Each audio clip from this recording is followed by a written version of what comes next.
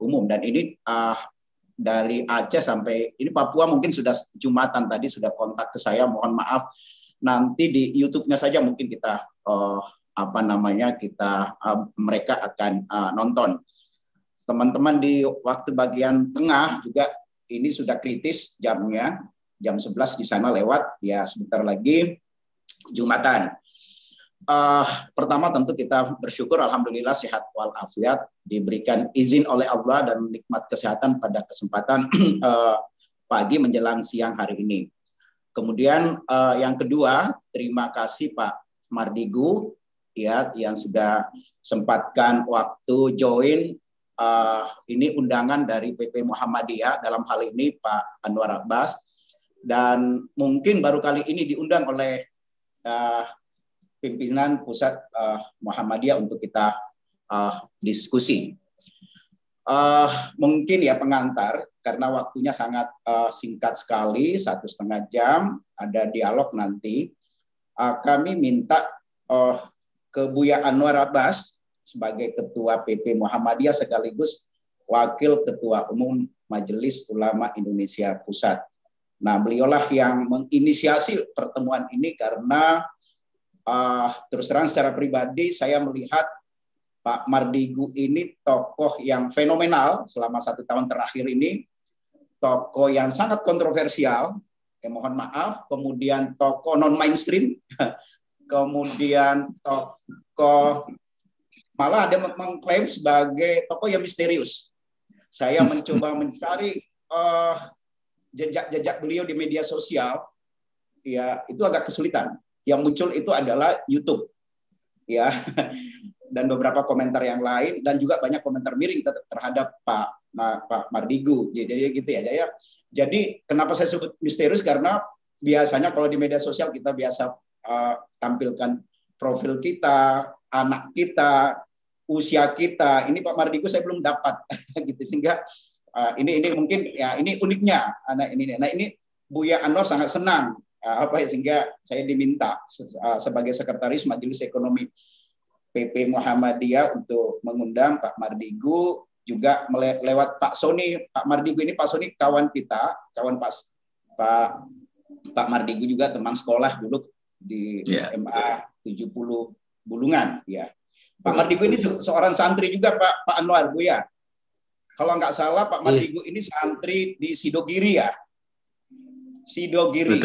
Ya, Sidogiri, kemudian ini anak kolong, anak tentara, ya, gitu ya.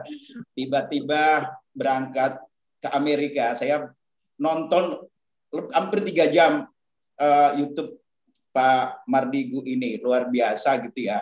Obsesinya bagaimana bisa nyampe ke Amerika hanya karena guntingan koran, gitu ya Pak Mardigu ya. Amin. Dikantongin sejak SD, kemudian padahal prestasi akademik Pak Mardigu ini enggak biasa-biasa aja ya. Tapi imajinasinya supaya sampai ke negerinya Biden ini luar biasa, dan sampai ke sana, dan bahkan tidak tahu siapa membiayai beliau kuliah ke Amerika. Dan uniknya studi intelijen, sehingga banyak juga mempersepsikan ini Pak Mardigu Intel ini. Ya, kok tiba-tiba jadi ya Intel, kemudian jadi hipnoterapi, kemudian masuk ke perusahaan. Jadi memang spektrumnya sangat luas. Mungkin itu membuat Buya Anwar sangat senang ke Pak Mardigu, sehingga diundanglah di forum ini. Mungkin nanti ada beberapa dialog ya. Jadi mungkin ada 30 menit kita langsung dialog. Tapi kita memberi kesempatan ke Pak Buya Anwar untuk memberikan prolognya. Silakan Buya. Ya, terima kasih. Assalamualaikum warahmatullahi wabarakatuh. Waalaikumsalam. Amin wassalatu wassalamu ala alihi washabihi amma ba'du. Saya maaf ya, pernah mendengar tapi tidak menjadi perhatian saya ya. Cuma ketika Pak Riawan Amin, seorang banker, mengirim YouTube beliau, kemudian saya dengar, kaget juga saya. Ya, ada pikiran-pikiran beliau menurut saya yang menarik ya. Tetapi ketika saya tonton podcast di tempat lain ya, Beliau menyampaikan ide, kemudian idenya belum tuntas disampaikan, sudah dipotong-potong. Jadi kelezatan idenya jadi hilang bagi saya ya. Oleh karena itu saya minta sama Pak Mukher supaya ya Pak Mardigu diundang, dan karena waktunya 1,5 jam ya, mungkin barangkali tidak bisa sampai 1,5 jam. Ya saya minta jangan diintervensi gitu ya, jangan diintervensi. Kita minta beliau bicara pertama sekali dari perspektif global ya, kemudian regional, nasional ya, kemudian persoalan kita sebagai bangsa, kemudian menurut beliau apa kira-kira yang harus kita lakukan ya. Dan beliau ini menurut saya tak tahu persis latar belakang pendidikan Pak Mardigu ini ya, karena saya tidak bisa mentrace ya. Tetapi pemikiran beliau ini saya lihat ya mirip dengan pemikiran Imam Al-Ghazali di masalah moneter. Di mana uang itu seperti cermin ya. Uang itu seperti cermin. Jadi artinya jumlah uang yang beredar itu harus ngikutin barang. Gitu. Kalau kita kan akademisi Pak Mukher ya, kita dosen ya, printing money itu kan sesuatu yang sangat membahayakan ya kalau seandainya tidak Tapi menurut Pak Mardigu di Cina ya, pemerintah Cina melakukan printing money, tetapi printing money itu betul-betul dikelola sedemikian rupa ya sehingga jumlah uang yang beredar tetap sama dan mengikuti jumlah barang yang ada. Sehingga dengan demikian Cina bisa menjadi negara maju gitu kan. Sementara kan selama ini bagi kita printing money itu kita anggap sebagai sesuatu yang sangat berbahaya. Dan menurut saya memang sangat berbahaya printing money itu ya.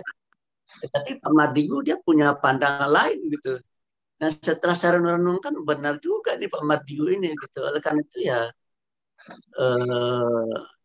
setelah saya diskusikan dengan beberapa orang ya ada pikiran Pak Mardigu ini yang bagus, ada juga yang kawan-kawan tidak setuju gitu ya. Dan saya rasa itu sudah biasa lah ya. Kalau kita punya pendapat, ada yang setuju dan tidak setuju. Tapi bagi saya ya karena Muhammadiyah ini adalah organisasi yang warganya educated ya, maka menurut saya ya kita harus terbuka terhadap pemikiran yang dimiliki orang ya. Dan kalau seandainya pemikirnya bagus, benar gitu ya, ya maka wajib hukumnya bagi kita untuk mendukung gitu. Tapi kalau tidak benar ya tidak boleh kita mendukungnya begitu kan. Nah, oleh karena itu bagi saya ya kita dengar nih gagasan-gagasan Pak Mardigu ini kan. Hal-hal yang memang menurut kita baik dan benar ya kita dukung, yang tidak baik yang terdengar ya kita tinggalkan saja. Dan sehingga dengan demikian ya pemikiran-pemikiran beliau itu ya menjadi pemikiran-pemikiran yang bermanfaat bagi diri kita, tapi juga bagi masyarakat, bagi bangsa dan bagi dunia. Itu mungkin barangkali ya Pak. Saya terus terang juga belum kenal ya Pak Mardigu ya. Dan hari ini saya ingin mencoba mengenalnya. Dan saya mungkin barangkali tidak terlalu biasanya sebenarnya mendengar aja begitu, mendengar gitu ya. Sehingga saya tuntas gitu. Yang jelas bagi saya ya dari dari YouTube yang dikirim oleh Pak Riawan Amin. Kok Pak Riawan Amin mantan banker ya, mantan dirut Bank Mawala yang sangat berani mengirim YouTube beliau kepada saya gitu. Itu kan berarti beliau seleksi gitu ya, karena Pak Riawan Amin jarang juga ngirim YouTube. Kecuali YouTube ini yang dia kirim sama saya gitu. Itulah mungkin barangkali Pak. Terima kasih. Assalamualaikum warahmatullahi wabarakatuh. Waalaikumsalam. Pak Mardigu, jadi temanya yang diminta oleh Pak Anwar dinamika ekonomi dan keuangan global. Kemudian dampaknya terhadap ekonomi kita, singgung juga ekonomi umat ya. Dan langkah-langkah solusinya gimana sih Pak Mardigu? Ya, saya kira kata Buya Anwar tadi ya biarkan jangan intervensi, tapi mungkin Pak Mardigu yang ngatur waktu lah. Ini ada batas-batas tertentu, ada jenuh Pak Buya Anwar mungkin berapa ya. Jadi Pak Mardigu tahu lah suasananya, mungkin kita dialog nanti. Silahkan Pak Mardigu, tempat kami berikan ke Bapak. Oke, Assalamualaikum warahmatullahi wabarakatuh. Buya Anwar Abbas, Pak Mukhair, dan teman-teman yang saat ini bersama di forum diskusi ini.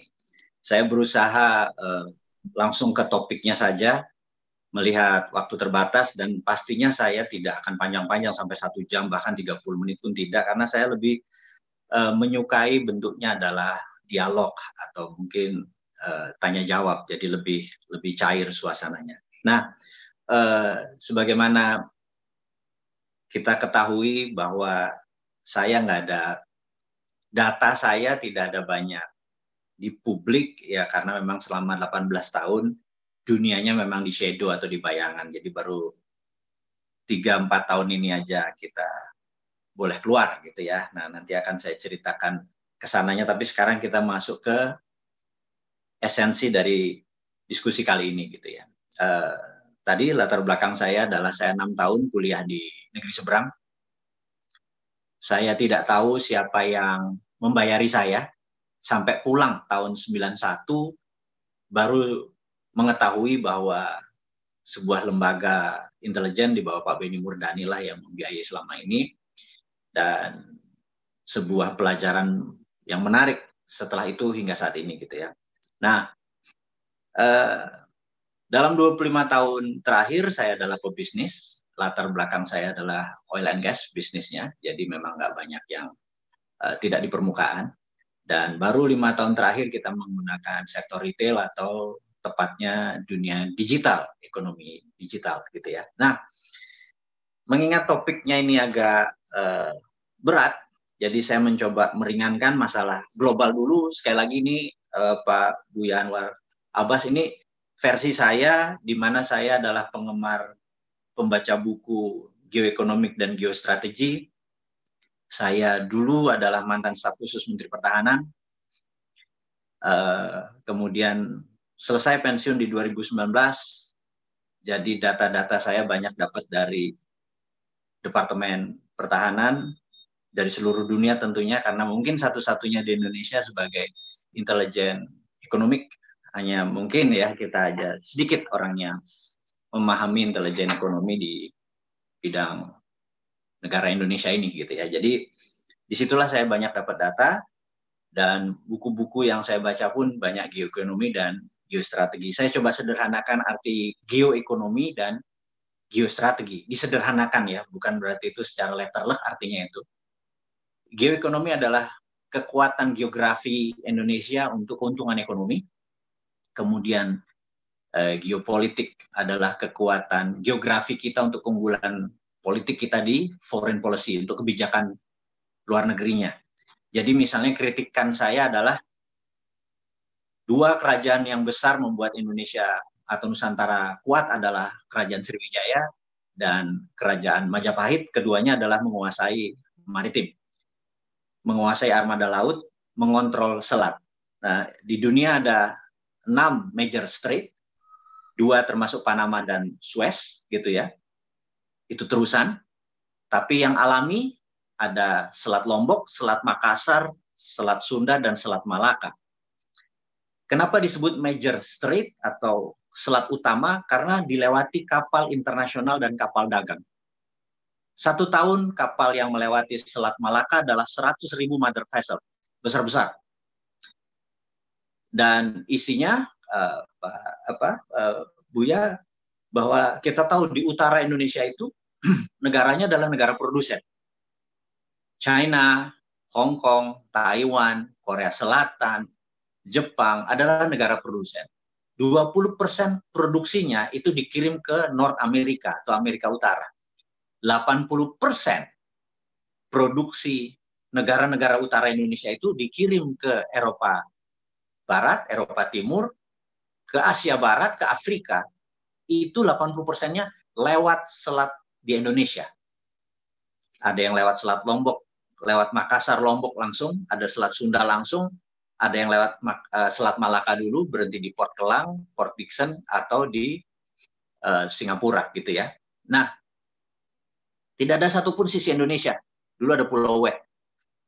Ini yang sangat prihatin, karena sisi dalam dari Malaka itu adalah selat di sisi Indonesia.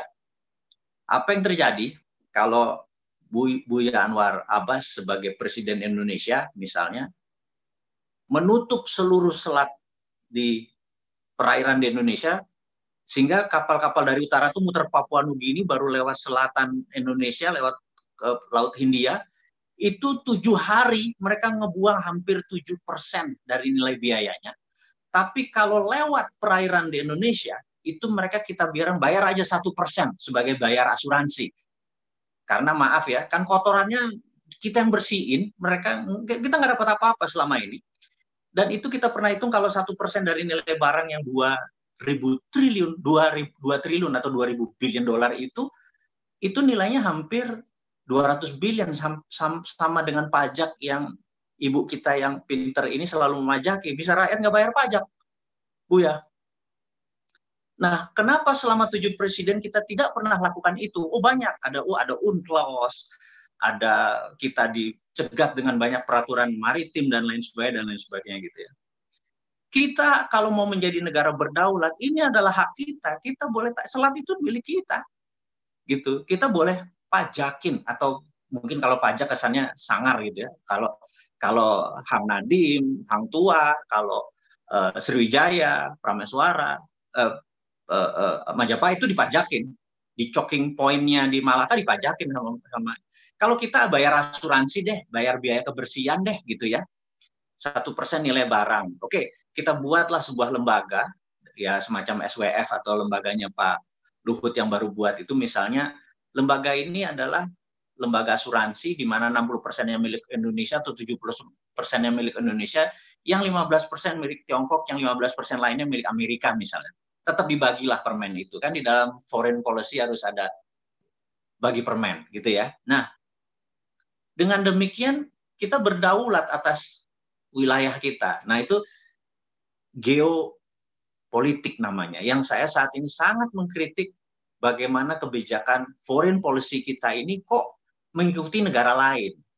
Harusnya kita yang punya policy. Jadi contoh gini, karena itu insya Allah saya lagi buat buku, Bu ya, dan sahabat Muhammadiyah. Buku ini berjudul Redraw Map. Ini buku saya ke-15.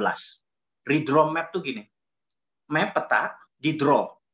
Jadi kalau Gajah Mada tidak pernah draw map bahwa ini Nusantara gitu ya, di mana sampai selatan Thailand, Malaysia, Filipina sampai Papua Nugini adalah wilayah Nusantara. Indonesia tidak pernah ada. Itu namanya draw map gitu ya. Tiongkok dengan obornya One Belt One Road itu membuat draw map. Ini dunia ini begini, semua go to Tiongkok. Jadi One Belt diikat dengan satu belt, One Road, satu jalan ke Beijing gitu ya. Itu dia punya mapnya. Amerika punya High Road gitu ya, punya map. Eropa punya gitu. Indonesia ini mapnya nggak pernah dibuat. Kita kena mapnya orang terus. Jadi Maritim Silk Road-nya kebijakan Tiongkok gitu kan. Lautnya laut kita loh. Kenapa kebijakan dia yang diambil gitu ya. Nah, kita harus redraw map gitu. Sampai saat ini udah 7 presiden kita menantang foreign policy-nya, kebijakan internasionalnya. Kapan draw map untuk membuat Indonesia berdaulat gitu ya. Itu contoh bahwa kita harus mengkritik. Untungnya saat ini kita bisa menggunakan sosial media sehingga kita mengedukasi pelan. Saya kalau terpikir tadinya kalau kita buat langsung 1 jam, 2 jam, bahasa Jawanya kelolotan mereka itu. Akhirnya 5 menit. Tapi saat ini saya dengan 7 profesor sudah merancang 1.500 video. Baru 500 video. Video ini akan berakhir kira-kira 2023. Kita harap pada saat itu mereka sudah bisa paham apa itu geopolitik, geoekonomi. Karena Buya, kita tahu sejak 98 Indonesia ini pendidikan moral Pancasilanya, PMP-nya, P4-nya itu luntur. Anak-anak sekarang yang usianya di bawah 35 tahun tidak memahami nasionalisme itu apa, patriotisme itu apa. Karena pelajarannya sangat hafalan, tidak embedded, tidak nempel di dirinya. Qurannya tidak hidup, gitu ya. Kalau kita bilang gitu ya. Kalau teman-teman Muhammadiyah kan menghidupkan Quran, dirinya itu adalah Qurannya gitu. Nah, ini juga sama. Kita bernegaranya tuh patriotismenya itu tidak muncul gitu. Itu terjadi memang kita ya dibuat dalam tanda petik, kemudian puncaknya adalah tahun 2002, Bu ya, di mana Undang-Undang 45 diubah menjadi Undang-Undang 2002, dan boleh sahabat semua membuktikan bahwa saya adalah di tahun 2002 itu, malam itu, memprotes keras. Mungkin Kak Baisnya waktu itu ingat, Pak Ian Santoso, memprotes keras bahwa jangan sampai ubah Undang-Undang 45 jadi 2002. Dan ternyata hari itu terjadi, diubah Undang-Undang 2002. Undang-Undang 2002 yang saya protes adalah hilangnya GBHR, Garis Besar Haluan Negara, sehingga kebijakannya saat ini adalah per 5 tahun tergantung pemerintahnya. Bukan kebijakan jangka panjang yang siapapun pemerintahnya ngikuti garis besar tadi. Gitu, rencana 100 tahun Indonesia menjadi negara superpower misalnya kayak gitu deh. Ini kita 5 tahun ngabisin anggaran saja, gitu ya. Itu perubahan pertama. Yang kedua, hilangnya fraksi TNI Polri di DPR. Bayangin, ada 2 juta sahabat kita, saudara kita, tidak punya suara. Padahal dia adalah garda terdepan pertahanan. Harusnya saya minta usul, balik lagi lah. 2-3% atau setiap satu fraksi ada 1 TNI Polri gitu ya. Karena mereka punya Lemhanas, mereka ngerti apa itu bela negara. Sementara anggota DPR ini dengan bayar mereka jadi ke sana, mereka tahu apa tentang bela negara. Kalau ada fraksi TNI Polri, dan waktu keluar itu saya, entah bagaimana sampai sekarang protesnya ini kok cuman sedikit orang yang menyadari bahwa itu pengebosan. Yang terakhir yang saya sedikit berat adalah pemilihan langsung one man, one vote. Buya Anwar Abbas, ahli ibadah, suaranya 1. Preman, pemerkosa, suaranya juga 1. Di Indonesia ini banyakkan orang ahli ibadah atau ahli neraka gitu kan, yang dibayar aja belok gitu. Nah, harusnya tidak boleh Indonesia menggunakan popular vote, one man, one vote. Amerika negara besar, negara demokrasi aja tidak pakai one man, one vote, tetapi pakai bukan popular vote, tetapi pakai electoral vote. Misalnya, Buya Anwar Abbas sebagai seorang pimpinan Muhammadiyah, sarjana, suaranya bukan 1, tapi 4. Begitu membayar pajaknya sekian, suaranya 7. Jadi begitu orang-orang yang membayar pajak, taat pajak, segala macam, suaranya bukan 1, bisa 17, bisa 21, dia pemimpin pesantren. Pembobotan itu nanti kita standarkan sehingga sewaktu ada pemilihan, orang-orang yang punya suara atau pembobotan yang nilainya tinggi tadi, salah satunya dengan bayar pajak, kalau 1 miliar tambah 10 misalnya gitu ya, ini contoh aja, itu membuat kualitas. Jadi begitu disebut, wah dia 17 lu suaranya, wah dia 24 lu suaranya, yang lain 1 gitu ya. Nah, orang-orang yang punya suara atau electoral vote ini bisa membelokkan. Jadi misalnya zamannya Trump, itu dia secara popular vote kalah, Hillary menang. Tapi negara waktu itu mau perang sama Tiongkok, para orang-orang yang memiliki electoral vote yang suaranya besar tadi, itu udah Trump aja deh. Kayaknya kalau Hillary lawan Tiongkok lewat nih gitu ya. Sama waktu Biden juga, wah ini Trump udah nggak ini. Nah, itulah kalau orang-orang yang bernalar, berpendidikan, berpengaruh, suaranya jangan 1 gitu ya. Ini salah satu wacana yang saya anggap penting, dan itu diubah di tahun 2002. Jadi saat ini kita bukan Undang-Undang Dasar 45, tapi Undang-Undang Dasar 2002 gitu ya. Nah, karena itu wajib saya sebagai insan muslim mengingatkan apa yang saya tahu. Kalau saya anggap ini adalah national threat, ya kita bunyikan.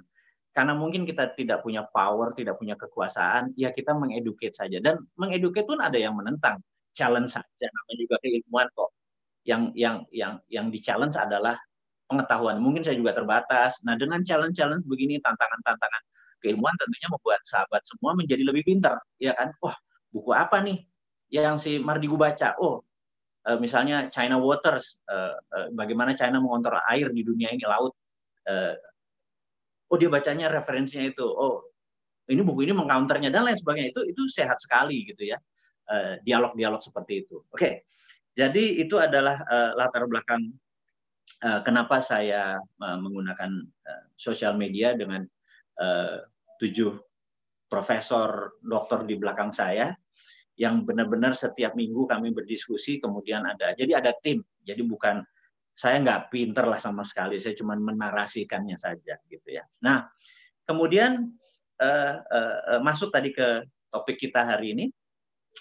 Jadi ekonomi dunia ya, global itu kita bagi menjadi beberapa kategori. Jadi contoh, mengelola ekonomi dalam normal condition, kondisi normal, itu berbeda mengelola ekonomi pada saat krisis. Krisis itu ada krisis, ada depresi, ada Great Depression. Beda-beda. Jadi waktu Great Depression tahun 30-an, solusinya printing money. Gitu ya. Kemudian ada economic at war. Itu berbeda lagi. War ini perang dunia pertama, perang dunia kedua. Economic at war ini lain lagi ngelolanya. Nah, war sekarang semakin modern, war itu bergeser lagi. Ada military war, seperti Perang Dunia Pertama, Perang Dunia Kedua, Perang Korea, Perang Vietnam, itu adalah military war. Kemudian ada Perang Cold War, Perang Dingin, perang antara blok Soviet dengan blok Barat, itu perangnya spy war, perangnya perang intelijen. Gitu. Dan senior-senior kita, Pak Beni, Pak Luhut, Bapak, adalah orang-orang yang paham sekali perang psikologi, perang intelijen di zamannya Cold War, di mana James Bond lah ceritanya, semua orang punya pasukan bayangan atau spy gitu ya. Kemudian di 2016 di mana Trump menjadi presiden, pertama kali di dunia mendengar yang namanya perang ekonomi. Jadi financial war, tax war, perang pajak, perang bea masuk, perang dagang dan lain sebagainya, ya itu perangnya bukan bedil-bedilan gitu. Jadi di dunia Kementerian Pertahanan atau DoD atau Department of Defense ada 7 macam warfare atau perang. Ada military war, biological war, chemical war, information war, ada banyak gitu ya. Dan saat ini DoD kita, Department of Defense kita juga hanya kuatnya military war gitu ya. Nah, terus di 2020 perangnya berubah menjadi biological war gitu ya. Jadi dunia saat ini ada COVID-1, COVID-2, COVID-3, jangan sampai ada COVID-3 gitu ya. Di India itu kita kategorikan COVID-2 gitu. Nah, jadi kita bedakan lagi. Ekonomi dalam normal condition berbeda dengan krisis, berbeda dengan depresi, berbeda dengan Great Depression, berbeda dengan wartime gitu ya. Itu berbeda. Nah, karena itu saya mulai mengkritik kebijakan Menteri Keuangan adalah mulai di 2016, 2017 saya melihat kebijakan yang dia buat, kebijakan fiskal, pajak dan lain sebagainya itu di kondisi normal itu bagus, tapi di kondisi abnormal, di kondisi war seperti trade war yang terjadi di zamannya itu, policy-nya harusnya nggak bisa defense tapi offense. Offense itu menyerang itu adalah dengan printing money. Kan IMF lagi ngurus Barat, yang satu lagi udah Indonesia kenapa harus membangun perlu dolar, saya pikir gitu. Kenapa nggak berbasis printing money? Nah, disitulah 2016, 2017 saya mulai mempromosikan printing money, dan mereka-mereka yang akademisi bilang, oh bisa inflasi. Benar, kalau di economic at normal. Nah, kita harus punya landasan sejarahnya. Jadi contoh, Perang Dunia Pertama berakhir di 1918. Kita tahu Jerman kalah perang. Setuju ya? Jerman kalah perang dan Jerman harus menanggung hutang dan beban biaya Perang Dunia Pertama. Jadi udah dia miskin, dipermalukan, harus bayar lagi. Gitu. Tapi kita tahu 1936 Jerman menguasai Eropa. Benar ya? Hanya 15 tahun. Bagaimana cara Jerman membangun dari 1918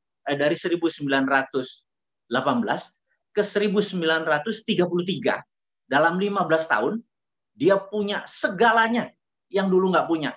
Apakah dari neraca perdagangan? Jadi neraca perdagangan impornya 5, ekspornya 10, untung 5. Dari 5 itu si Jerman membangun. Nggak mungkin. Gitu. Yang dilakukan adalah printing money berbasis military warfare. Jadi dia mencetak uang aja. Semuanya toh lokal punya gitu kan. Dia punya mesin, dia punya teknologi, dia punya orang pinter dan lain sebagainya, sehingga tahun 36 tepatnya dia mulai ofensif ke seluruh Eropa. 39 dia sudah menguasai Eropa gitu ya. Nah, dia karena over confidence saja nyerbu ke Rusia tahun 42 43. Coba kalau dia nggak ke sana, dia menguasai Eropa sampai sekarang gitu ya. Tapi itu sejarah aja. Yang saya mau, nah, landasan dari berpikirnya si ekonomi Jerman tadi menjadi landasan latar belakang MMT, Modern Monetary Theory. Kita lompat lagi. Tahun 45 Jepang rata tanah. Sejarah membuktikan dan terbukti rata tanah. Tahun 1969 itu berapa tahun tuh? Dari 45 ke 69. 15 tahunan? Benar nggak? Tokyo mengadakan Olimpiade. Itu Olimpiade paling modern di masa itu. Dunia terkejut. Kok bisa Jepang membangun segini besar? Apakah dari mana? Gitu. Jepang melakukan hal yang sama. Nah, kemudian kita lompat lagi. Tahun 71, Agustus 1971, Michael Hudson dari Hudson Institute menyarankan Nixon, udah lama, 2 tahun sebelumnya, untuk melepas gold atau jaminan emas terhadap dolar. Jadi mulai tahun 71, dolar di-print bukan berdasarkan nilai lindung emas, tetapi proyek. Proyeknya adalah hutang ke proyek-proyek nasionalnya dan hutang negara lain. Jadi nanti teman-teman PP Muhammadiyah, Anda bisa cek di Google yang namanya World Debt Clock. World Dunia Debt Hutang Clock. World Debt Clock. Itu setiap detik bunga dan pokoknya hutang dunia dicatat di situ, dan itulah underlying-nya IMF dan Federal Reserve untuk printing money. World Debt Clock. World-nya dunia, debt-nya hutang, clock.com. Pencet, di situ nanti ada keluar angkanya 71 triliun sekian gitu ya. Dan bunga per detiknya adalah 2 juta dolar sekian gitu. Terus, nah itulah underlying printing money IMF. Karena itu negaranya yang tidak berdaulat harus ngutang. Misalnya, ya kita sebut negara tetangga kita deh, jangan kita mah pintar gitu ya.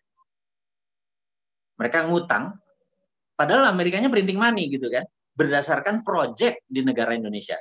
Maaf, negara tetangga aja lebih enak. Jadi,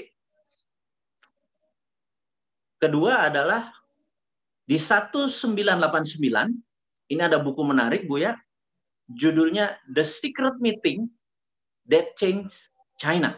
Buku ini menarik sekali. Tahun 1989, Deng Xiaoping dihadapi dengan 12 politbiro, 12 jenderal politbiro dari PKC, Partai Komunis Cina, yang menyatakan Anda akan ikut demokrasinya Amerika, yang waktu tahun 84 dengan Reagan dia tanda tangani, atau kita membuat kebijakan sendiri, tidak pola barat, tetapi kita menggunakan strategi printing money. Oke. Mengapa begitu? Karena Michael Hudson dari Hudson Institute sejak tahun 85 sampai 95 dia adalah guru besar di Peking University. Dialah yang mengintroduce printing money berbasis project, berunderlying project. Michael Hudson. Jadi Xi Jinping saat ini yang menjadi presiden Partai Komunis Cina dan pemimpin tertinggi Tiongkok adalah muridnya Michael Hudson. Dan Michael Hudson inilah pencetus MMT, Modern Monetary Theory, yang tahun 70-an diadopsi oleh Nixon untuk printing money-nya dolar. Jadi landasan saya mengajukan pemerintah Indonesia saat ini untuk printing money berbasis project. Janganlah proyek infrastruktur yang semennya juga buatan Indonesia, buatan Indonesia, besinya buatan Indonesia, tenaga kerja Indonesia. Kenapa masih pakai tenaga kerja Tiongkok, uangnya Tiongkok, teknologi Tiongkok? Itu yang saya tanyakan. Kalau nggak punya uang, printing money, gitu ya. Kenapa? Karena kondisinya dalam war. Kondisinya kategorinya war, dalam perang dagang, perang segala macam. Nah, itulah prinsip yang saya usulkan, dan latar belakangnya adalah Perang Dunia Pertamanya Jerman, Perang Dunia Keduanya Jepang, tahun 71 printing money, lepasnya dolar dari gold, dan tahun 89 di mana 20 tahun kemudian China punya Olimpiade 2008, 20 tahun dunia shock, dalam 20 tahun China mendarat kok segitu besar gitu ya, mulainya tahun 89. 20 tahun kemudian 2008 itulah dia mendeklar menjadi negara modern gitu ya. Jadi kalau Indonesia 2045 ingin menjadi negara besar, menjadi negara superpower, karena kita memiliki semua sarana untuk menjadi negara superpower, maka saya menyarankan kita harus punya grand design, menghitung cost accounting, berapa yang dibutuhkan Indonesia untuk menjadi negara superpower di tahun 2045. Karena itu kita ya di tempat kami, saya juga menawarkan Muhammadiyah untuk membuat grand plan Indonesia 2045, dan printing money-nya adalah sekarang dipimpin oleh Buya gitu ya. Saya pikir sahabat Muhammadiyah, Bu Yanwar Yusuf dan Pak Muher segala macam, mungkin monolog saya berhenti di sini dulu. Kita lanjutkan dengan dialog-dialog kecil, mungkin lebih cair suasana. Demikian. Wassalamualaikum warahmatullahi wabarakatuh. Waalaikumsalam warahmatullahi wabarakatuh. Pak Mardigu juga belum menyampaikan tentang cryptocurrency, blockchain. Mungkin nanti kalau ada yang memantik, mungkin akan disampaikan. Boleh. Nah, ini ada yang minta nih Pak Yusuf Wibisono. Kemudian ini ada Guru Besar Hubungan Internasional Universitas Muhammadiyah Jogja, Prof. Bambang Cipto. Saya minta waktu Pak Bambang, Prof. Bambang, ya. Ini dua dulu ya. Mungkin nanti yang lain. Silakan Pak Yusuf. Pak Yusuf silakan. Kita share hari ini. Oke. Silakan Pak Yusuf. Yang dari Pak Yusuf. Ini tunjuk tangan. Oke. Pak Yusuf atau Prof. Bambang? Prof. Bambang. Prof. Bambang, Bambang Cipto. Saya kira Jogja belum Jumatan ini, Prof. Bambang. Nanti. Halo? Terima kasih. Halo? Nah, ini udah ada muncul. Oke, ini Prof. Bambang. Oke, silakan. Baik, jadi saya kira ini menarik ya. Jadi pandangan-pandangan dari Pak Mardigu tentang geoekonomi dan geopolitik. Apalagi kita semua tahu bahwa the future is Asia, gitu ya. Jadi masa depan kita adalah sampai tahun 50 ini adalah Asia. Sehingga memang kita memerlukan pemikiran-pemikiran cerdas untuk bisa menggerakkan penduduk sebanyak 240 juta itu dengan smart view ya. Technological based view ini salah satu hal yang saya kira penting ya. Tapi secara umum saya kira memang interaksi antara political, economic, science, technological power itu memang harus sangat erat gitu ya. Karena China itu menggerakkan itu bersama-sama. Ekonominya digerakkan, politiknya digerakkan, sains teknologi push habis-habisan. Jadi kalau kita ingin mencontoh China itu luar biasa sekali ya. Top decision maker-nya sendiri itu presiden itu langsung mengambil keputusan. Sejak Deng Xiaoping, Jiang Zemin, Hu Jintao, itu mereka fokus sekali pada urusan ekonomi, mereka nggak problem, politik nggak masalah. Sana teknologi itu mereka masing-masing punya kebijakan yang tak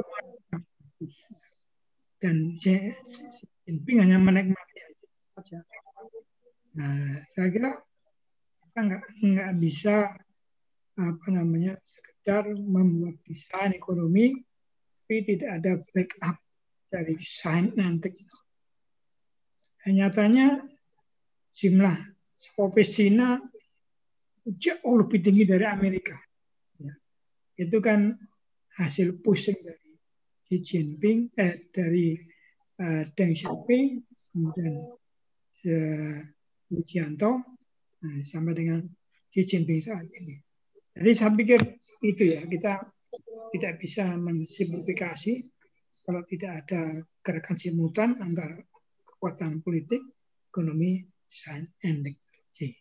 Ini mungkin sekedar komentar dari kuliah yang sangat bagus dari Pak Mardika. Terima kasih. Assalamualaikum warahmatullahi wabarakatuh. Prof. Bambang. Waalaikumsalam. Silakan Pak Rudi, Pak Hardiansyah yang tunjuk tangan dari tadi. Dan beberapa chatting juga ada yang masuk. Ya. Nanti mungkin saya baca. Silakan Pak Rudi. Waalaikumsalam. Assalamualaikum warahmatullahi wabarakatuh. Yang terhormat Mas Ponorogo, ya. Salam hormat kami. Bosman Mardigu, ini idola saya ini. Terima kasih dan seluruh kerabat Muhammadiyah. Yang pertama, perkenalkan kami Rudi Chandra, kami Direktur Bank Mitra Syariah yang mana 100% kami adalah Bank Muhammadiyah yang kebetulan base-nya di Ponorogo dekat kelahiran Bosman Madiun. Di Ponorogo kita 4 tahun ini berdiri dengan aset bank syariah kita alhamdulillah saat ini mencapai 30% dan 2 kali dapat Infobank Award. Alhamdulillah kita sangat-sangat concern ke berjamaahnya Muhammadiyah yang mana tentunya linear dengan semangat nasionalisme yang disemangatkan oleh Bosman. Alhamdulillah dari kecil dari daerah inilah kita akan bergerak tentunya dengan kemampuan kami dan alhamdulillah support dari Muhammadiyah. Dan Bosman sekalian selamat ulang tahun Dinara nih yang pertama kemarin, dan kita luar biasa terinspirasi dari Santara yang mungkin sudah kita laksanakan di Muhammadiyah. Kita berjamaah bermodal ini adalah murni dari warga dan tentunya pengurus atau pimpinan daerah, wilayah maupun PP yang supportnya luar biasa. Mungkin kita pengen lebih tindak lanjut kepada mungkin PP nanti lebih intens bagaimana konsep Santara kita terapkan di Muhammadiyah, yang mana kekuatan kita berjamaah ini luar biasa. Kita butuh skema atau platform yang mungkin hampir sama dengan Santara, tapi mungkin PP punya komunikasi lebih intens dengan Bosman Mardigu, karena saya rasa ini sangat-sangat linear dengan semangat kita. Mungkin itu saja usulan kami dari Ponorogo, Kota Reok. Semoga sukses kita berjamaah menjadi Indonesia yang ekonominya berdaulat. Salam hormat. Assalamualaikum warahmatullahi wabarakatuh. Waalaikumsalam. Oke, Pak Hardiansyah langsung. Pak Hardiansyah, nanti Pak Efran ya. Oke. Pak Hardiansyah. Terima kasih. Ya. Wah, sinyal ini gangguan sinyal. Pak Hardiansyah. Halo. Oke, langsung Pak Efran. Pak Efran. Ini yang tunjuk tangan. Ada Pak Hardiansyah? Ada, Pak. Oke, ada. Oke, silakan. Oke. Terima kasih. Assalamualaikum. Ini gangguan sinyal ini. Baik. Ya, Pak Efran. Pak Efran. Wah, ini nunjuk tangan enggak siap. Halo. Halo, Pak. Ya, silakan Pak. Ya, Waalaikumsalam. Waalaikumsalam. Dengar ya. Ya. Oke, saya ulang sekali lagi ya, Pak Buya, saya dari Pesantren Muhammadiyah, almarhum Pak Ki Haji Abdul Wahab. Saya sekarang petani ubi jala, Pak Mardigu. Saya sudah lama mengikuti Pak Mardigu di sosial media, di YouTube, dan lain-lain. Betul, saya mempelajari bertani sejak 3 tahun yang lalu. Yang sebelumnya saya basicnya musik sebetulnya. Saya membuka jendela, belajar-belajar, khususnya ekspor Pak Mardigu. Banyak masalah di pertanian ini yang saya temukan selama saya belajar ini, baik itu di produksi, supply chain, dan bagaimana kita bisa berkontribusi di perdagangan global ini, Pak Ahmad.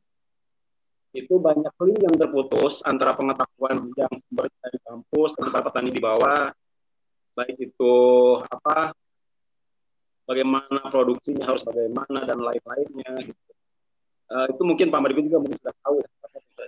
Yang ingin saya tanyakan, bagaimana kami petani ini yang saya lihat memang dunia sangat maju pesat sekali di Eropa maupun di negara tetangga dekat kita, Vietnam dan lain-lain. Itu sangat teknologi pengetahuannya sangat jauh kita ketinggalan. Nah, di mana ini petani ini kita ini bangsa ini dengan ide-idenya Pak Mardigu ini supaya kami bisa ngeling dengan idenya Pak Mardigu ini yang harus kami lakukan seperti apa Pak Mardigu dari bawah ini sebagai petani untuk gagasan dan yang koordinasi Pak Mardigu ini. Nah, kami itu harus seperti apa tuh ya petani ini agar ngeling nantinya Pak Mardigu. Saya doakan Pak Mardigu jadi presiden Pak. Begitu aja. Bapak-bapak, Buya. Assalamualaikum warahmatullahi wabarakatuh. Makasih Pak Ardiansyah. Waalaikumsalam. Ini mohon maaf ada banyak ya Pak Mardigu ya. Kita ke Sorong dulu lah. Sorong ini Jumatan di sana. Sorong. Oke, silakan.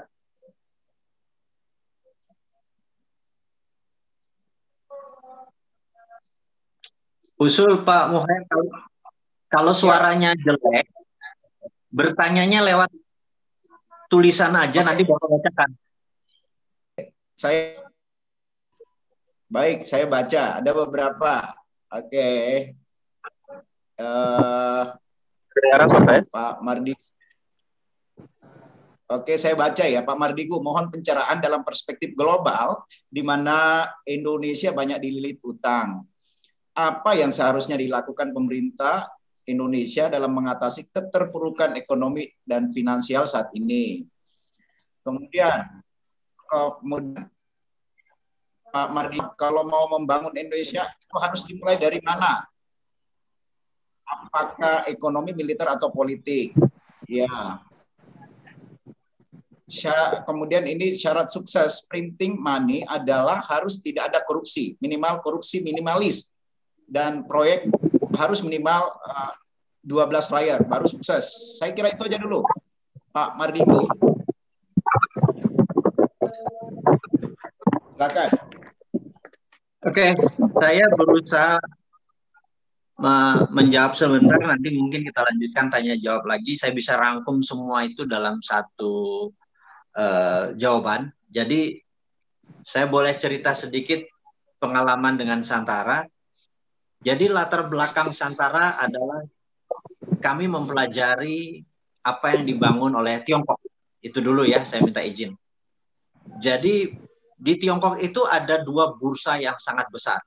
Yang satu yang namanya Shanghai Stock Exchange. Shanghai Stock Exchange adalah bursa efek seperti IDX, seperti bursa efek Jakarta atau bursa efek Indonesia sekarang namanya. Yang kedua adalah Shenzhen Stock Exchange. Shenzhen Stock Exchange ini adalah bursa efek UKM, gitu. Ini ada ratusan ribu. Kalau di itu udah 20.000 kalau di Shanghai. Di New York Stock Exchange juga 20.000. Shenzhen ini adalah bursa efek UKM. Nah, kami memutuskan ada 2 hal yang kita akan lakukan, yaitu membuat bursa efek untuk UKM, dan kedua menggunakan teknologi blockchain gitu ya. Nanti saya akan ceritakan ke blockchainnya. Tapi filosofinya dulu, bahwa urun dana ini kita mundur lagi sejarahnya. Dulu di negara Venesia. Venesia adalah negara di Eropa yang sangat maju di abad ke-12, 13, 14 karena memiliki koleganza. Koleganza adalah asal muasal urun dana bottom of pyramid, masyarakat bawah. Kemudian di sewaktu Belanda VOC adalah perusahaan urun dana pertama, tapi untuk high corporate, untuk elit gitu ya. Dan elitis udah diwakili dengan Bursa Efek Indonesia yang bottom of pyramid, kaum akar rumput ini belum punya bursanya. Jadi saya membuat itu adalah 27 Juli 2018 kita luncurkan, dan alhamdulillah satu perusahaan perlu dana 3 miliar, 2 hari sold out, perlu 1 miliar, 2 hari sold out gitu ya. Sampai 9 perusahaan UKM listing selalu sold gitu ya. Tahu-tahu kita disemprit sama OJK. Kita dikasih kartu kuning gitu. Saya bilang, loh, kok kami dikasih kartu kuning? Kami nggak main bola, kami main kasti. Kita bilang gitu.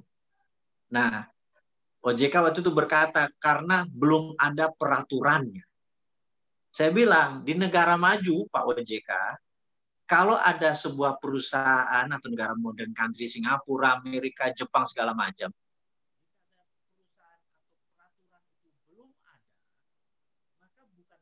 Putus suaranya. Putus suara Pak Mardigo. Putus. Diulang lagi Pak Mardigo. Pak Mardigo, suara Pak Mardigo. Pak Mardigo. Pak Mardigo, suaranya putus. Oke. Jelas lagi? Halo? Ya, sudah jelas. Silakan. Ya. Diulang dikit. Ulang lagi dari Eropa. Kalau di Eropa kemana UMKM-nya itu? Suaranya putus ya? Kalau di Eropa Ya, udah. Tadi apa mana ya? Kalau di Eropa ada UMKM-nya gitu.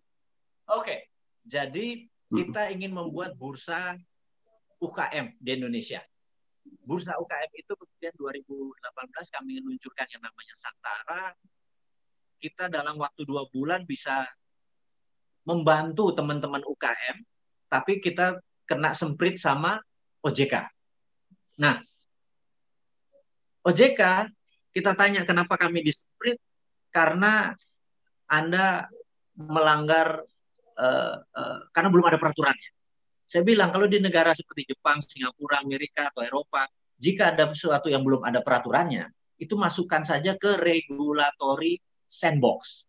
Jadi selama tidak melanggar hukum pidana gitu, diawasi aja di regulatory sandbox. Dia bilang kami nggak biasa dengan regulatory sandbox. Jadi tolong jangan jalan dulu karena belum ada peraturannya. Jadi membuat peraturannya berapa lama? Wah ini harus DPR, harus ini. Waduh saya bilang, oke, ini yang membuat saya pikir bernegara susah sekali. Saya bilang, gimana kalau kita pakai prinsip Islam saja? Di agama saya Islam itu semuanya halal kecuali yang Allah haramkan. Jangan dibalik, semuanya haram kecuali yang dihalalkan oleh OJK. Anda lebih hebat dari agama saya gitu.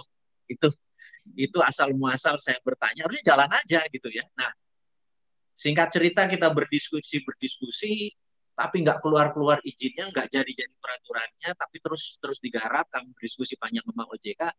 Terus saya ketemu sama senior saya, di mana senior saya menyarankan gugat saja negara. Dan sejarahnya adalah dia pernah menggugat negara, dulu dia ingin membuat TV lokal, nggak boleh, TV harus nasional.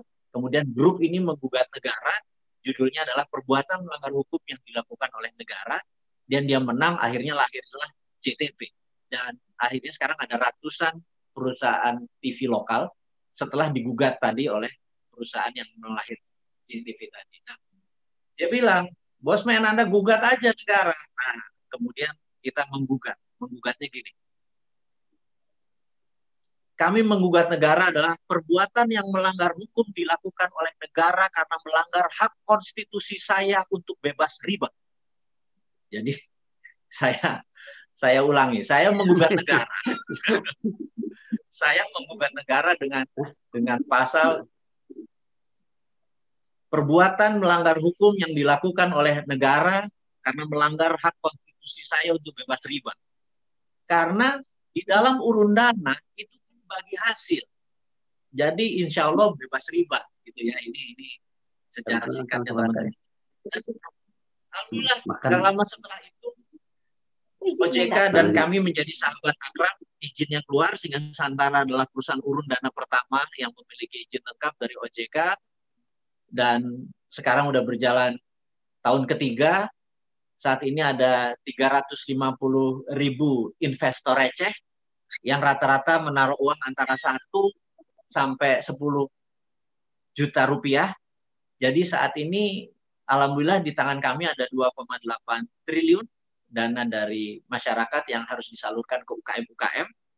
Dan UKM yang harus bisa, ada syaratnya dari OJK, harus perusahaannya udah berdiri, berbentuk PT. Jadi kami belum bisa membantu, karena peraturan OJK, nanti kita akan ubah aturannya, berbentuk PT dan perusahaan ini sudah jalan. Jadi tidak boleh yang greenfield, yang belum ada traction, yang belum ada omset gitu ya.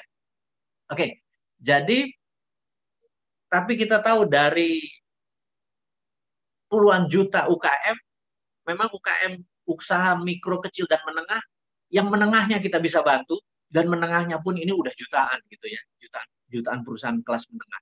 Jadi mungkin besarnya listingnya di Bursa Efek Indonesia, menengahnya listingnya di Santara, nanti kita pikirkan bagaimana untuk yang kecil dan mikronya gitu ya, satu-satu.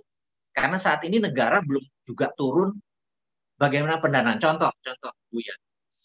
Kalau kita pendanaan saat ini kan sangat konvensional, yaitu ke bank. Sementara bank itu punya kata-kata mantra, ada jaminan apa tidak.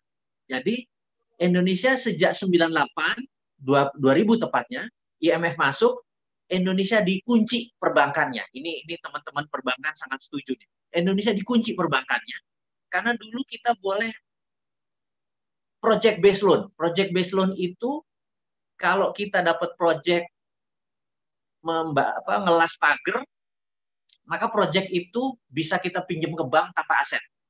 Tapi sekarang namanya aset based loan. Jadi apa-apa harus pakai aset. Harus ada kolateral. Jadi misalnya seseorang punya 30 ayam geprek, tapi 30 lokasinya itu nyewa.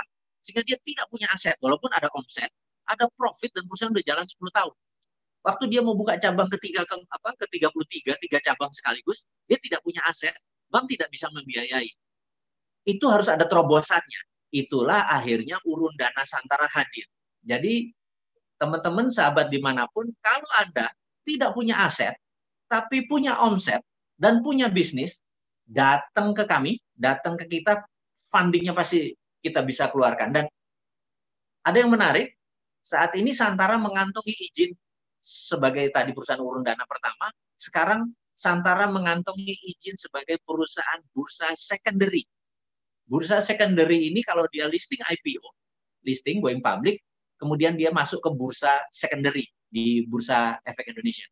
Santara punya bursa efek UKM yang saat ini baru 10 perusahaan, dan kita berharap ini akan tumbuh. Jadi ada exit plan-nya. Anda masuk di UKM sebagai investor, Anda bisa exit di bursa efek UKM atau bursa secondary. Jadi itu adalah salah satu terobosan yang Santara buat saat ini sebagai lembaga urun dana pertama di Indonesia dan lembaga bursa efek UKM pertama di Indonesia, dan satu-satunya saat ini. Demikian Buya, dan demikian Pak Muher, mudah-mudahan menjawab teman-teman masalah ekonomi global yang dimasalahkan ke lokal, dan lokal solusinya adalah dengan UKM kita bergerak dari akar rumput, dari bottom of pyramid. Demikian. Makasih Pak Mardigu. Ini ada beberapa, banyak sekali ya, saya nggak bisa baca satu-satu ya karena banyak ya. Ini saya di layar saya disebutkan gini di chatting ya. Dalam platform urun dana Santara di mana Pak Mardigu sebagai owner, jika penerbit sudah besar, saham investor retail yang berinvestasi melalui Santara dapat di buyback oleh owner, sehingga hanya owner sendiri yang menikmati ketika usahanya sudah besar. Ya, aduh ini, maaf ini.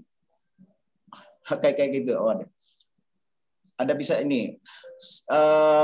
Apakah penguatan UMKM melalui platform urun dana tersebut menutup kemungkinan investor retail untuk bisa turut besar bersama usaha penerbit, seperti yang terjadi pada NTRS, salah satu penerbit yang berhasil scale up di Santara. Itu Pak. Kemudian langkah apa yang harus didahulukan untuk membangun Indonesia? Bottom up atau top down? Apakah sosok pemimpin bangsa yang cocok untuk mengatasi masalah ini? Ini Pak Mardigu 2024 ini akan calon nih. Oke, ada cukup banyak Pak ini. Bagaimana cara membangun ekonomi rakyat yang ada separuh dari rakyat kita Pak ini. Kalau ada yang chatting mohon dilengkap ya. Oke, ada juga gini nyebutkan printing money berbasis wakaf sebagai Islamic Social Finance. Bagaimana? Oke, saya kira itu ya. Mungkin ada yang komentar secara lisan, silakan Mbak ini Bu Dini atau Pak Sahroni ini dari tadi nyampaikan, silakan ya, langsung padat to the point. Oke, Assalamualaikum warahmatullahi wabarakatuh. Ya, ini to the point langsung aja. Ya, ini kan membicarakan mengenai UMKM itu terkait dengan saya sebagai praktisi di ini ya, pelatihan UMKM juga. Ini kita kan mendirikan koperasi tuh Pak, untuk koperasi ekspor untuk UMKM juga.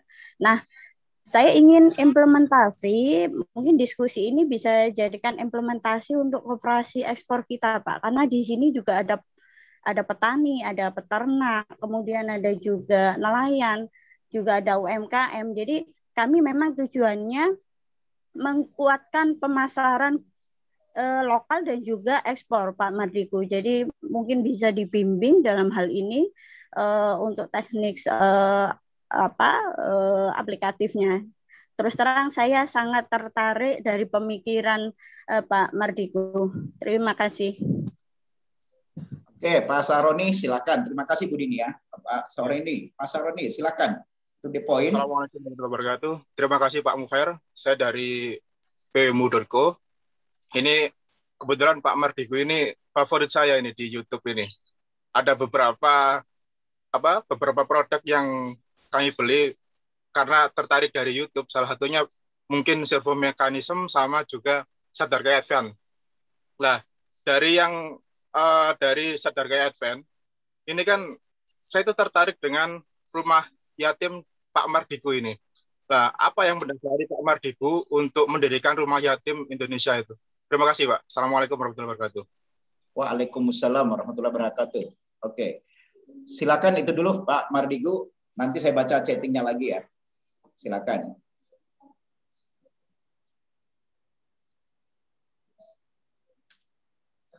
Silakan Pak Mardigu. Baik, terima kasih. Jadi saya jawab dulu yang terakhir tentang rumah yatim Indonesia. Boleh ya? Ya.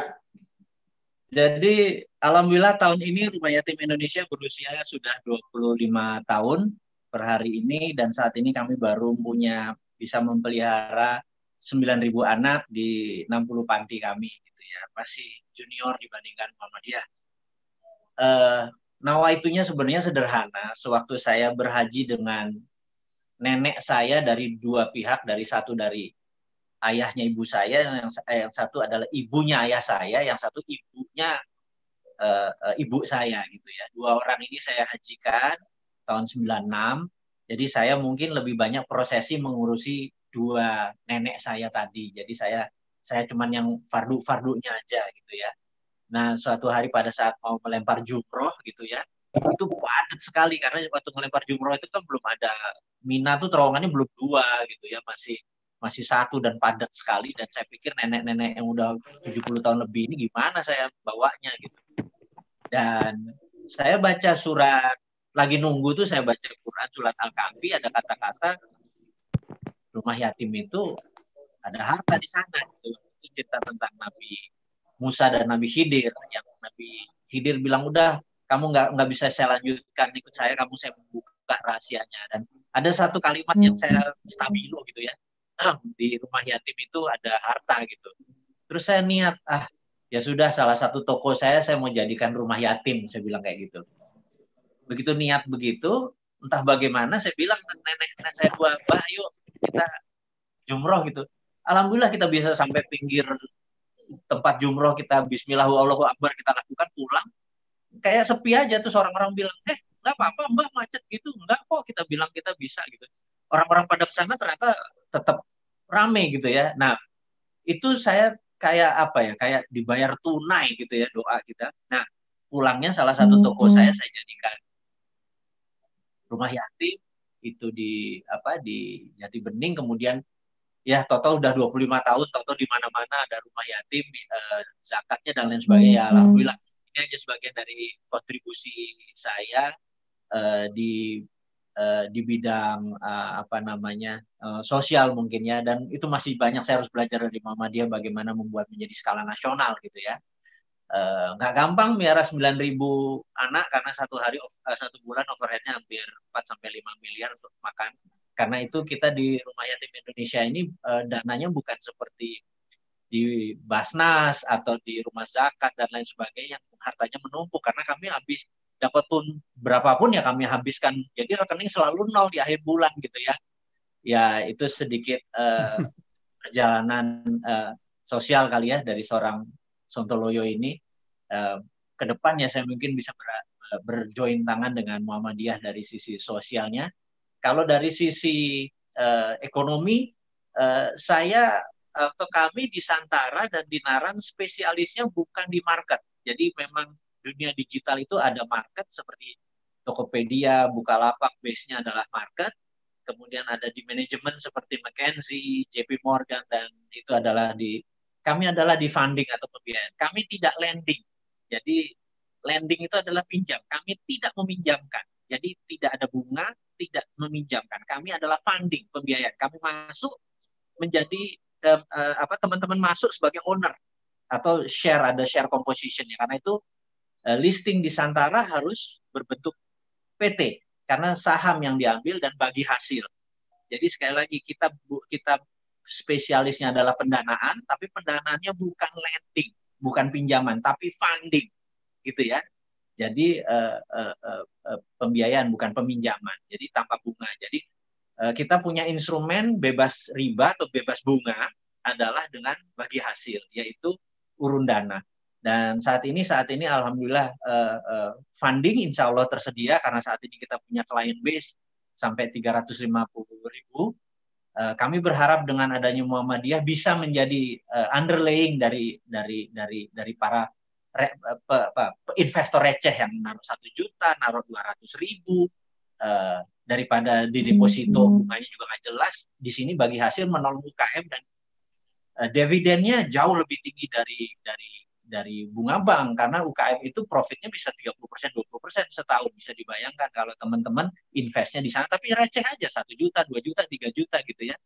Nah ini adalah bottom of pyramid, ini belajar dari kolega Zanya di Venesia gitu. Jadi mudah-mudahan Buya sekilas informasi ini dapat faedah kita hari ini. Oke, terima kasih Pak Mardigu. Silakan Pak Salahuddin atau mungkin Pak Riawan Amin. Pak Riawan ada? Pak Riawan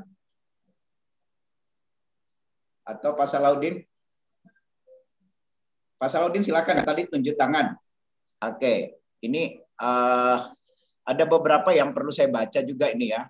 Oh, ini menarik yang hal-hal yang sifatnya tadi yang Santara tadi Pak. Tapi ini kita ada pertanyaan, tapi ini sifatnya apa ya? Ini sejarah. Kan tadi Pak Mardigu bicara tentang POC misalnya ini. Ini kembali lagi. Tadi sebenarnya peserta pingin lebih teknis, tapi ada yang menarik. Assalamualaikum. Assalamualaikum. Saya Salahuddin, Pak. Boleh? Oke, silakan. Ya, salam kenal Mas Wawi. Saya Salahuddin dari Silicon Valley, California. Saya sempat lihat videonya Mas Wawi tentang blockchain dan cryptocurrency di salah satu proyeknya Mas Wawi. Saya juga kebetulan peminat cryptocurrency dan blockchain. Niat saya yang paling dasar sih tujuannya syar'i dalam konteks bisa melibas riba. Dan syukur-syukur kalau pemerintah memberikan blessing untuk itu. Jadi mohon di-refresh lagi. Dan dalam forum ini saya juga invite teman-teman, sobat-sobat untuk mau bergabung dalam forum ini. Kita sih lebih tertarik dari sisi teknologinya, nggak menyarankan untuk bermain spekulasi dalam trading ya. Itu aja. Salam dari San Francisco. Assalamualaikum. Oke, makasih Pak. Salam. Kalau boleh. Ya, silakan Pak. Dicatat namanya. Silakan. Pak Salahuddin itu dicatat apa nomor HP-nya?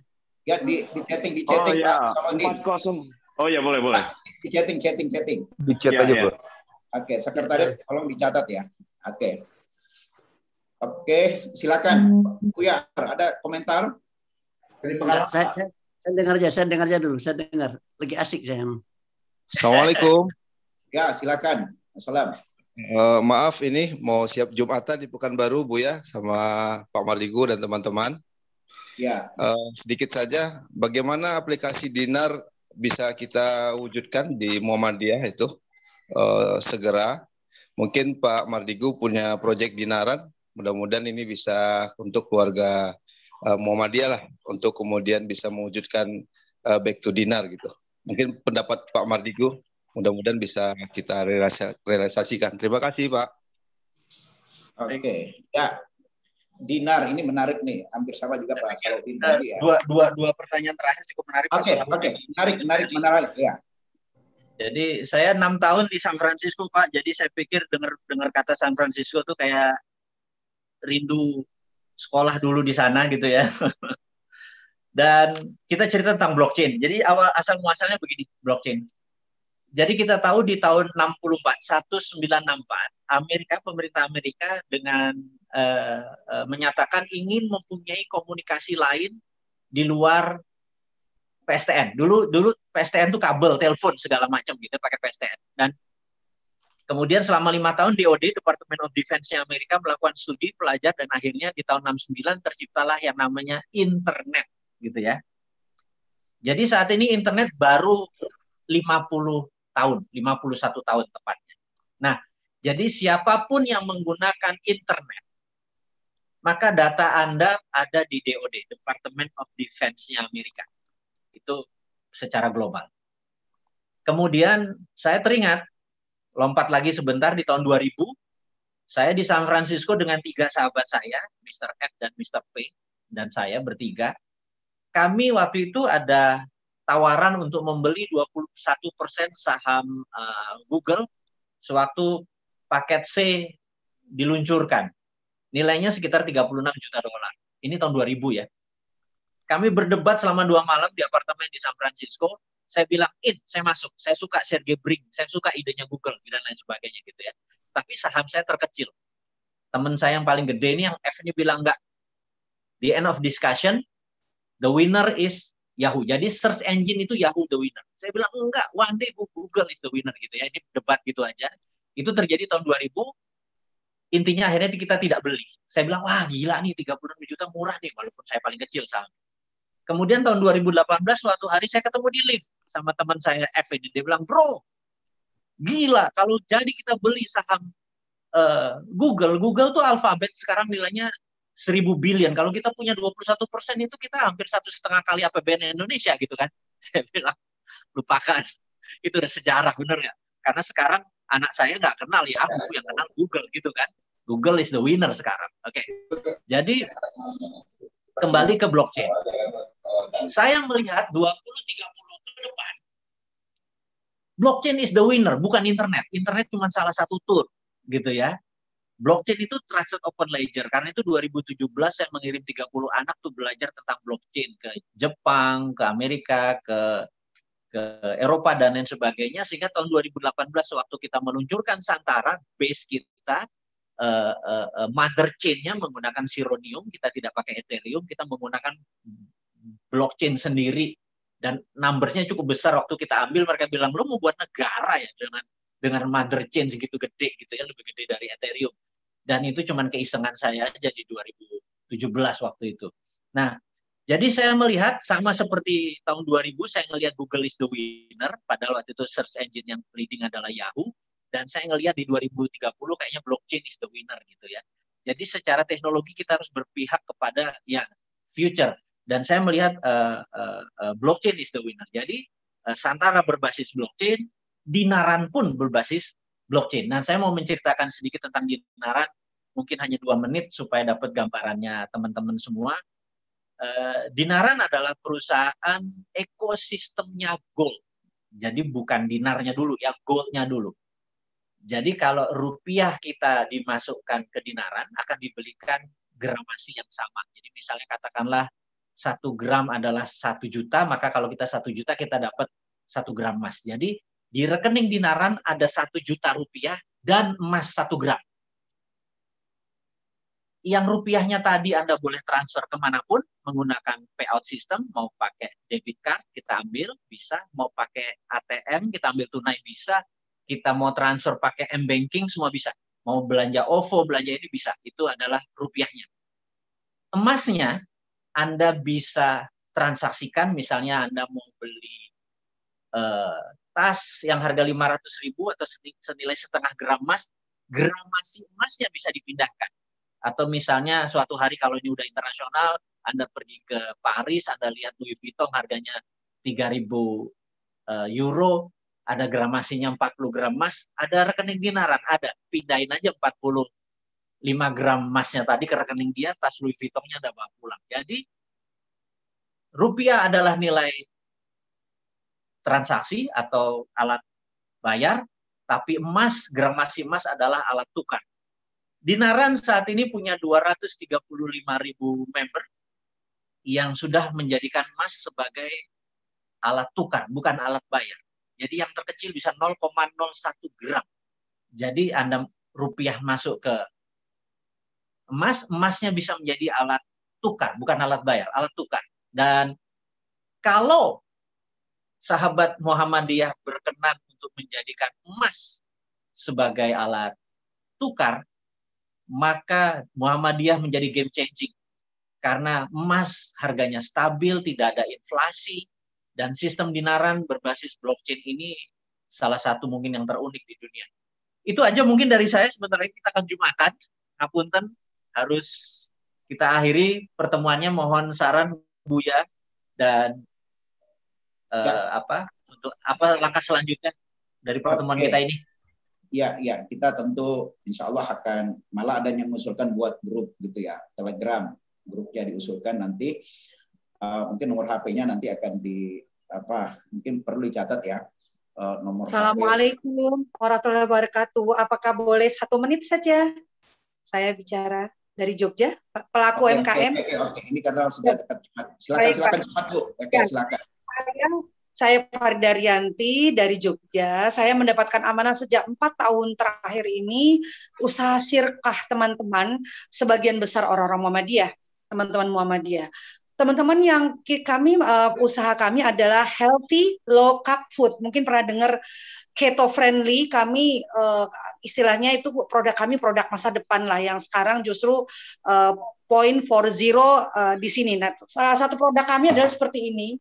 Dan saya ingin menyampaikan bahwa keprihatinan kami adalah usaha jamaah ini adalah pernah kita diskusikan dengan teman-teman Muhammadiyah bahwa mohon maaf kalau menyinggung perasaan Muhammadiyah, bahwa Muhammadiyah memang hebat sekali untuk rumah sakit dan pendidikan, tapi untuk ekonomi nih gitu loh. Dan saya bersyukur bahwa sudah mulai akan ada supermarket Muhammadiyah. Hanya bolehkah saya mengusulkan apakah bisa lebih diperhatikan kita UMKM yang punya visi kami apa, ingin menjadi industri makanan sehat yang low carb, keto friendly, rendah karbohidrat, terbaik Indonesia dan global. Ini mimpi besar gitu loh. Nah, visi ini butuh tangan-tangan. Seperti misalnya kita butuh agregator atau butuh Muhammadiyah sebagai media untuk bagaimana produk kami bisa sampai ke luar negeri, bisa sampai ke muslim-muslim juga, kemudian kami disupport menjadi inkubator dan sebagainya. Terima kasih, itu yang ingin saya sampaikan. Mohon kiranya kami bisa dapat perhatian UMKM seperti ini, yang serius untuk menjadi industri punya milik muslim. Terima kasih. Assalamualaikum warahmatullahi wabarakatuh. Ya, Sebelum kita tutup ini ada komentar dari Pak Rizkullah. Mbak Faridani dicatat Pak Mukher. Ya. Mbak Faridani dicatat apanya? Nomor Di Jogja, HP-nya. saya di Jogja Pak, di Jogja saya. Basecamp kami di Jogja. Dengan Ibu Latifah kenal ya? Ibu Latifah yang Flora. Iskandar. Belum saya belum Pak. Iya catat ya. Saya taunya Buya Yunahar Ilyas saja. Oke, saya catat di chat ya Pak. Catat di chat. Ya, mungkin panitia sekretariat bisa ini ya. Pak, ini sebelum kita tutup ada saya minta Pak Riawan Amin ya. Ini kan inisiator utama tadi disebutkan oleh Buya Anwar. Inspirator ya. Ya, kita minta. Kemudian tadi ada Pak Rizkullah, ini menarik tentang menanggapi Pak Mardigu tentang emas tadi yang nggak butuh emas fisik sebenarnya. Silahkan ya Pak Rizkullah atau sudah Jumatan? Ada komentarnya di chatting tadi. Oke, nggak ada ya. Oke Pak Riawan nggak? Pak Riawan. Oke, itu Pak Rizkullah. Silakan Pak Rizkullah. Ini masih ada waktu, Pak. Baik, terima kasih. Assalamualaikum warahmatullahi wabarakatuh. Waalaikumsalam. Senang sekali berjumpa dengan Bos Sontoloyo. Saya terus terang sudah setahun terakhir jadi member di Dinaran, aplikasi Dinaran. Saya mencoba mempelajari seperti apa sistemnya, dan dari praktek yang saya lakukan selama ini, ternyata di Dinaran tidak ada emas fisiknya. Jadi kalau saya mau ngambil uang emasnya itu tidak bisa. Jadi harus dirupiahkan juga gitu. Jadi saya yang ingin saya tanyakan, kalau karena ini ada transaksi emasnya, bagaimana sistem ini menyimpan stok fisik emasnya itu? Terima kasih. Assalamualaikum warahmatullahi wabarakatuh. Terima kasih Pak. Jadi gini, setiap nasabah yang membeli emas, 65% ini berdasarkan peraturan dari pemerintah yang namanya GAR adalah Gold Adequacy Ratio. Videonya ini nggak bisa ya? Punya cash adequacy ratio atau GAR. Di dunia emas ada namanya Gold Adequacy Ratio atau GAR. Jadi kita menyimpannya di Indo Gold. Indo Gold adalah mitranya Bapepti. Emas kita, kastodian kita ada di sana. Jadi setiap transaksi kita beli emasnya di Antam, emasnya kita taruh di kastodian di Indo Gold. Dari kastodian itu kita dapat numbers, dapat angka emas kita, deposit emas kita di sini. Karena 35% kita tetap rupiah, karena transaksinya orang bisa mentransfer rupiahnya. Tetapi kalau mau keluar dari sistemnya Dinaran, fisiknya diambil dimanapun kita kirim, dengan ada biaya kirim tentunya. Di Sorong pun kita bisa kirim dengan biaya paling 19.000 ongkos kirimnya. Jadi kalau keluar dari sistem, emasnya ditarik keluar, ya sistem di Dinarannya shutdown, berhenti. Tidak bisa transaksi rupiahnya, tidak bisa transaksi goldnya. Jadi berdasarkan peraturan Bapepti, emas kita kastodiannya ada di Indo Gold, gitu ya, member Bapepti. Kita member dari ICDX, bursanya, kemudian sistem payment sistemnya kita menggunakan IPMU. Jadi ini hanya sebuah digitalisasi sistem, bukan digitali gold. Goldnya tetap ada. Kalau mau transaksi jual beli emas, monggo. Beli emas, keluar emas. Tapi sistem digitalnya tidak bisa jalan. Gitu. Kira-kira singkat sederhananya begitu. Kita hanya memodernasikan. Oke, Pak Rizkullah, terima kasih Pak Rizkullah komentarnya. Pak Riawan ini yang terakhir nih. Pak Riawan. Ya, saya bisa kelihatan nggak? Nggak apa-apa. Yang penting suara, Pak. Yang penting suara. Ini terakhir nih. Ya, Pak Anwar, Pak Mukher, Pak Rizkullah, Bapak-bapak yang terhormat, saya kagum sekali ini sama wawasan Pak Mardigu. Cuman kalau wawasan mungkin ya saya agak mendekati lah. Yang luar biasa ini Pak Mardigu punya wawasan dan melaksanakan wawasan tersebut gitu. Jadi ide-idenya jalan.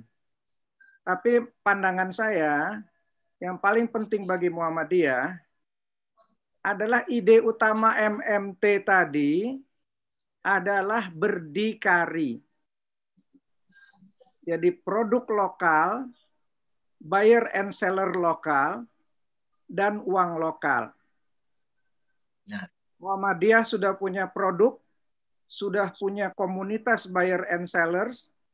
Yang Muhammadiyah belum punya adalah untuk memfollow up atau merealisasikan uang Muhammadiyah atau cash Muhammadiyah.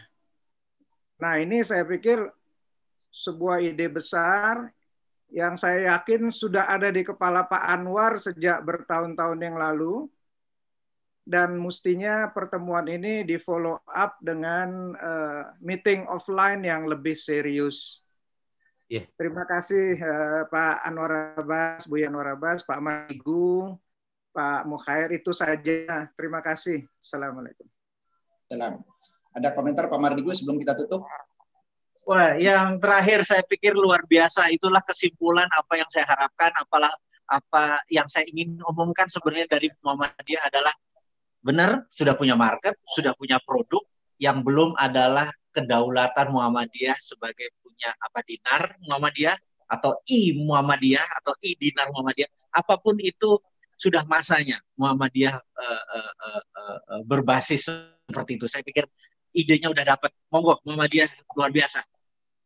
Betul Pak Mardigu, kita lagi proses mendevelop uangmu, ya. Tadi istilahnya cashmu. Nah, ini mungkin kita akan minta Pak Mardigu, kita kolaborasi ya. Ya, kita kongko-kongko di rumah Pak Riawan nanti, itu teknisnya. Pak Riawan siap gambut kita ya. Nah, itu mungkin yang lebih teknis untuk kita bicarakan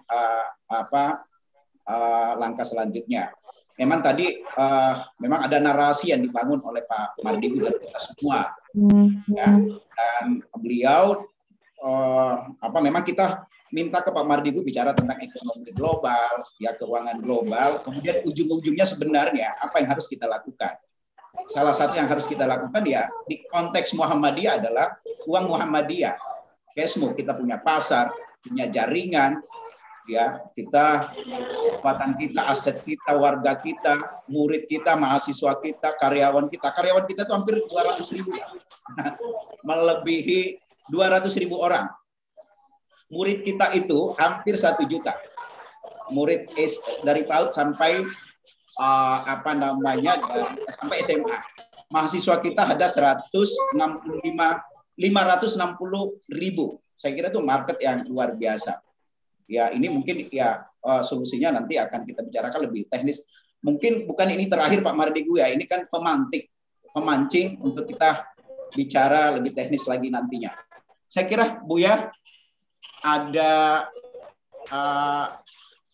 waktu sedikit atau sekali lagi tutup Bu ya. Ya karena Pak Mukher adalah sekretaris ekonomi dan Pak Mukher ngerti ekonomi, Pak Mukher adalah kolumnis, ya Pak Mukher adalah gelandang tengah, ya tidak dilanjut di komunikasi kita dengan Pak Mardigu harus dilanjutkan. Itu ya kesimpulan saya. Cuma saya tidak tahu apa Pak Mardigu mau nggak komunikasi ini dilanjutkan. Itu aja pertanyaannya. Mimpi saya jadi keluarga Muhammadiyah, Pak. Ini luar biasa. Saya terus terang bukan main ya. Ya ini kalau seandainya kita berserius-serius dan berjamaah ya rasa-rasanya cita-cita kita akan bisa kita wujudkan. Itu aja kesimpulan saya. Jadi wa'tasimu billahi jami'an wa la tafarraqu. Berpegang teguhlah kamu pada tali Allah dan berpecah belah ya. Jadi kalau menurut saya ide-ide yang berserakan tadi itu ya kita kumpulkan, ya kita susun sehingga menjadi sebuah energi untuk melakukan perubahan. Itu aja. Dan menurut saya Pak Mardigu adalah salah satu kontributor ya untuk memajukan ekonomi umat dan ekonomi bangsa. Demikian. Terima kasih. Ya. Saya kira cukup Pak Mardigu, ini karena sudah 11.30, nanti kalaupun ada diskusi teknis mungkin kami yang ngatur sebagai gelandang tengah. Buya Anwar nunjuk saya sebagai gelandang tengah. Artinya ngoper-ngoper bola. Ya Pak Riawan, Pak Rizkula nanti saya akan kontak lagi, kita bicara teknis. Tapi diskusi secara naratif tetap ada yang sifatnya umum seperti ini, ya, yang sifatnya seperti ini ya Pak. Tapi mungkin tema-tema lebih fokus ya, karena kita juga butuh wawasan Pak Mardigu. Nanti kita akan lanjutkan nanti. Oke, saya kira terima kasih Pak Mardigu, Pak Anwar Abbas, Pak Rizkula, Pak Riawan, kemudian juga ada Prof Bambang Cipto ya, dan bapak-bapak, ibu-ibu ya, yang sempat join. Dan mohon maaf bagian timur, tengah, dan timur ini sudah Jumatan. Tadi ada yang ngomong gini, ini kan acaranya orang Jakarta atau orang Barat, kok ditempatkan jam 10? Kalau jam 10, jam 11 di sana, jam 12 di sana, jadi nggak bisa. Ini orang Barat aja yang ini. Nanti mungkin kami akan susun. Kami sepakati waktu ini dengan Pak Mardigu, Pak Buya Anwar. Jadi saya nggak nentukan sendiri. Ya, saya akan coba carikan waktu yang tepat, yang tidak mepet seperti ini, tidak bisa kita korbankan juga kawan-kawan di tengah dan timur. Saya kira kita tutup dengan ucapan hamdalah, alhamdulillahirabbil alamin, fastabiqul khairat, wassalamualaikum warahmatullahi wabarakatuh. Waalaikumsalam. Assalamualaikum Bro Wi. Terima kasih banyak Bro Wi. Mas Sony, ini Pak Mardigu, Pak Sony sama-sama ini satu tim di Muhammadiyah. 785. Oke. Bulungan. Ya Bro Wi, thank you banget. Nanti kita coba sambung lagi atau kita ketemuan di Citos kali ya. Insya Allah. Lanjut. Nanti saya kontak lagi Bro Wi. Terima kasih. Oke, terima kasih. Assalamualaikum. Jumatan dulu. Terima kasih banyak Pak Mardigu. Alhamdulillah beres.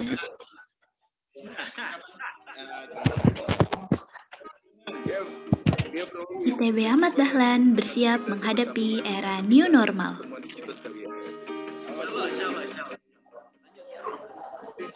Standarisasi protokol kesehatan telah diterapkan di lingkungan kampus. Antisipasi dan upaya dilakukan untuk menanggulangi COVID-19.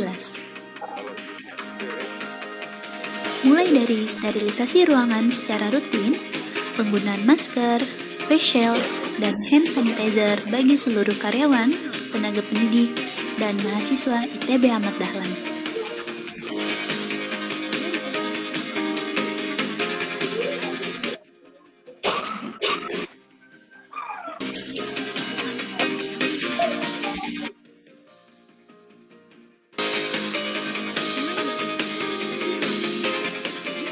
Standarisasi juga diterapkan bagi mahasiswa baru saat memasuki area kampus. Seluruh tamu dan masyarakat kampus juga diharuskan untuk mematuhi protokol kesehatan yang telah diterapkan. Mulai dari penggunaan masker, melakukan pemeriksaan suhu badan, mencuci tangan dengan menggunakan sabun dan air mengalir, serta menjaga jarak atau physical distancing. Standarisasi juga diterapkan bagi mahasiswa baru saat memasuki area kampus. Sebelum berinteraksi dengan resepsionis, mahasiswa baru juga diharuskan untuk kembali mencuci tangan menggunakan hand sanitizer. Bagi mahasiswa baru yang akan mendaftar di ITB Ahmad Dahlan, Anda juga akan diarahkan untuk melakukan pendaftaran secara online. Seluruh jalur penerimaan mahasiswa baru, mulai dari jalur tes, jalur non-tes, dan jalur prestasi, dilakukan secara online dengan mengunjungi situs www.itb-ad.ac.id. Atau Anda juga bisa melihat lengkap di brosur yang dibagikan oleh resepsionis.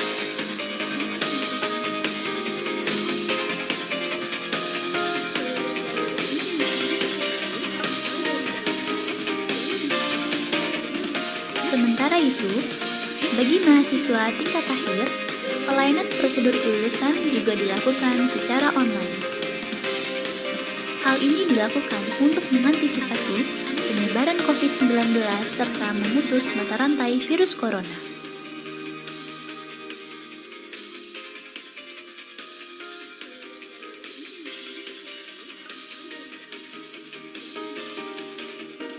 ITB Ahmad Dahlan bersiap menghadapi era new normal.